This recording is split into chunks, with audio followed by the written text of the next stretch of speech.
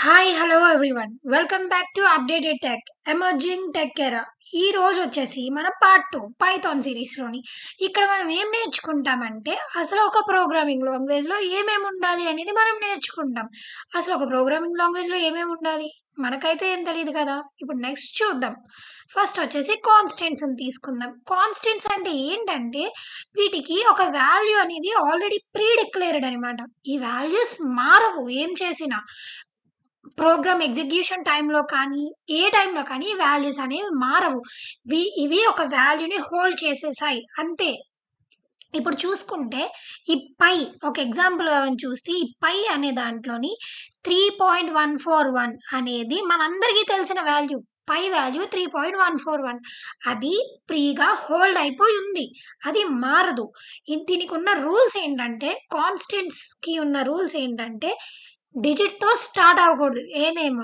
And special క్యారెక్టర్స్‌ని వాడకూడదు. ఒక under స్కోర్‌కి మాత్రం మనకి ఎక్సెప్షన్ అనేది ఉంది. అండర్ స్కోర్స్ మనం వాడొచ్చు.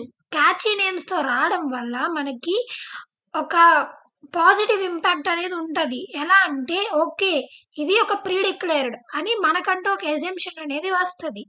నెక్స్ట్ ఇది కాన్స్టెంట్స్ గురించి. ఎక్కువ స్ట్రెస్ అవ్వద్దు. లైట్‌గా తెలుసుకుందాం. నెక్స్ట్ ప్రాక్టీసెస్‌లోని మనకి అన్ని క్లారిటీగా అర్థమైపోతుంటాయి. ఇప్పుడు చూసుకుంటే వేరియబుల్స్. వేరియబుల్స్ అంటే ఏంటంటే ఎందులో అయితే మనం ఒక వాల్యూని స్టోర్ చేస్తామో వాటిని వేరియబుల్స్ అంటాం. ఫర్ ఎగ్జాంపుల్ ఇక్కడ నేమ్ అనేది అండ్ నమ్ అనేది అండ్ సీక్యూ అనేవి 3 వేరియబుల్స్. ఈ వేరియబుల్స్ వచ్చేసి ఏం చేస్తాయంటే ఈ టెక్ విధాన్ 35453 4 టెక్ 12345 అనే వాల్యూస్ని వీటిలో స్టోర్ చేసుకున్నాయి. అంటే ఇప్పుడు మనం కోడ్ రాసేటప్పుడు మనం నేమ్ అనే వర్డ్ని కానీ, నమ్ అనే వర్డ్ని కానీ, సీక్ అనే వర్డ్ని కానీ కాల్ చేస్తే అక్కడ మనకి ఆటోమేటిక్‌గా ఈ టెక్ విధాన్ 35453 4 టెక్ 12345 అనేవి కాల్ అయిపోతుంటాయి. ఇక్కడ మనం నేమ్‌లో స్టోర్ చేసింది ఒక స్ట్రింగ్. స్ట్రింగ్ అంటే ఒక క్యారెక్టర్స్ యొక్క కలయిక. ఫర్ ఎగ్జాంపుల్ గాని చూసుకుంటే ఈ సెట్ ఆఫ్ క్యారెక్టర్స్ అంతే. ఎక్కువ ఆలోచించొద్దు. నెక్స్ట్ వీడియోస్‌లో అవి కూడా డిస్కస్ చేస్తాం. అసలు స్ట్రింగ్ అంటే ఏంటి? ఇంట్ అంటే ఏంటి? ఫ్లోట్ అంటే ఏంటి అని. నెక్స్ట్ చూసుకుంటే నమ్ అనే కీవర్డ్‌లోని మనం 35453 అనే నంబర్‌ని స్టోర్ చేసాం. ఇది ఒక ఇంటిజర్ టైప్. ఇది స్టోర్ చేస్తున్నాం. సో, ఇక్కడ మనం నమ్‌ని కాల్ చేస్తే డిఫాల్ట్‌గా 35453 అనేది కాల్ అవుతది. అయితే నెక్స్ట్‌దొచ్చేసి చాలా అంటే చాలా ఇంపార్టెంట్. ఎస్ఏక్యూలోని 4 ట్యాగ్ 1, 2, 3, 4, 5 అని 3 టైప్స్ స్టోర్ అయ్యాయి. సో, పైథాన్‌లో ఉన్న ప్లస్ పాయింట్ ఏంటంటే ఇలా మనం 2-3 డిఫరెంట్ టైప్స్ ఆఫ్ డేటా టైప్స్‌లో ఉన్న వాల్యూస్‌ని ఒకే వేరియబుల్‌కి ఒకేసారి అసైన్ చేయొచ్చు. నెక్స్ట్ వచ్చేసి కీవర్డ్స్. కీవర్డ్స్ అంటే ఏంటంటే ఇవి కొన్ని ప్రీ డిఫైన్డ్ వర్డ్స్ అనమాట. మనకి రిజర్వ్డ్ అంటారు చూసారా? రిజర్వ్డ్ అంటే ఇది పర్టిక్యులర్‌గా దీనికి అని ఫిక్స్ చేసేయడం. అలా ప్రీ డిఫైన్డ్ వర్డ్స్ అనమాట కీవర్డ్స్ అంటే. పర్టిక్యులర్ ఆపరేషన్స్ పర్ఫార్మ్ చేయడానికి వాడతాం. అంటే ఈ వర్డ్‌ని మనం ఎక్కడైతే వాడతామో అక్కడ ఆపరేషన్ పర్ఫార్మ్ చెయ్యమని పైథాన్ ప్రీగా డిఫైన్ అయిపోయి ఉంటది. ఓకేనా?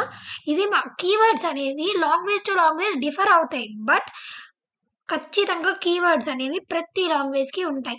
అయితే కీవర్డ్స్‌కున్న రూల్ ఏంటంటే వాటిని మనం వేరియబుల్స్‌గా కానీ, ఐడెంటిఫైయర్స్‌గా కానీ, కాన్స్టెంట్స్‌గా కానీ వాడకూడదు. ఎందుకంటే వాటికి ఆల్రెడీ ఒక ఆపరేషన్ అనేది డిక్లేర్ చేసేసాం కదా!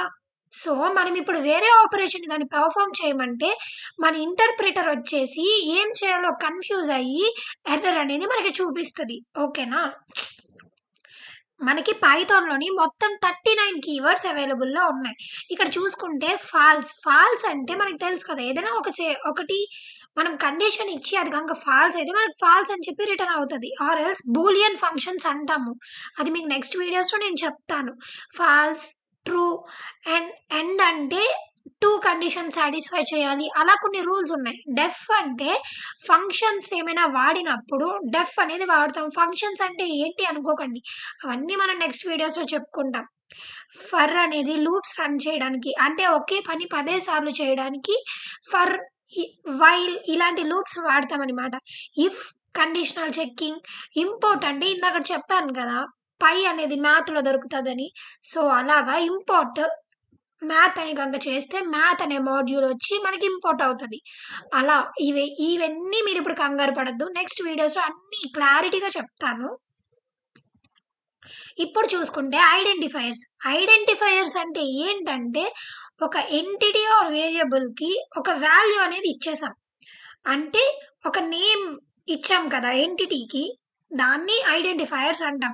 ఇవి ఒకదాని నుంచి ఒకటి డిఫర్ అవుతుంటాయి. వాటి యొక్క లొకేషన్, వాటి యొక్క నేమ్‌ని రిఫరెన్స్‌గా తీసుకుంటాయి. అర్థమైందా? ఇప్పుడు మన ఎగ్జాంపుల్స్ చూసుకొని క్లారిటీగా అర్థమవుతది. ఇప్పుడు చూడండి. ఏ అనే ఇవి వేరియబుల్ ఐడెంటిఫైయర్స్. మొత్తం 3 టైప్స్ ఆఫ్ ఐడెంటిఫైయర్స్ ఉంటాయి. వేరియబుల్ ఐడెంటిఫైయర్స్‌లోని ఏ అనేది ఒక వేరియబుల్, నేమ్ అనేది ఒక వేరియబుల్, టోటల్ అనేది ఒక వేరియబుల్, యావరేజ్ అనేది ఒక వేరియబుల్. ఇక్కడ చూసుకుంటే ఏ అనే దాంట్లో నేను 10 అనే నంబర్‌ని స్టోర్ చేశా.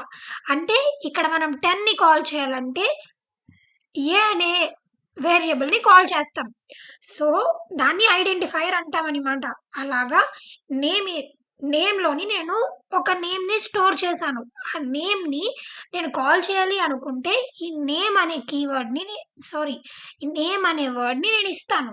ఓకేనా? ఇవి వేరియబుల్ ఐడెంటిఫైయర్స్. ఐడెంటిఫైయర్ అంటే అర్థమైంది కదా! ఇప్పుడు ఇవి వేరియబుల్స్. నెక్స్ట్ వచ్చేసి ఫంక్షన్ ఐడెంటిఫైయర్స్. ఇక్కడ చూసుకుంటే నేనొక ఫంక్షన్ నేమ్ ఏరియా అని తీసుకున్నా. ఈ ఏరియాలోని ఆర్గ్యుమెంట్స్ ఇచ్చా లెంత్ అండ్ బ్రెడ్త్ అని. ఇది మనం సింటాక్స్ అంటాము. సింటాక్స్ అంటే మనం కోడ్‌ని ఇలా రాయాలి అని చెప్పేది. ఇందాకడ చెప్పినట్టు డీఈఎఫ్ అనే కీవర్డ్ ఫంక్షన్స్ దగ్గర వాడతాం.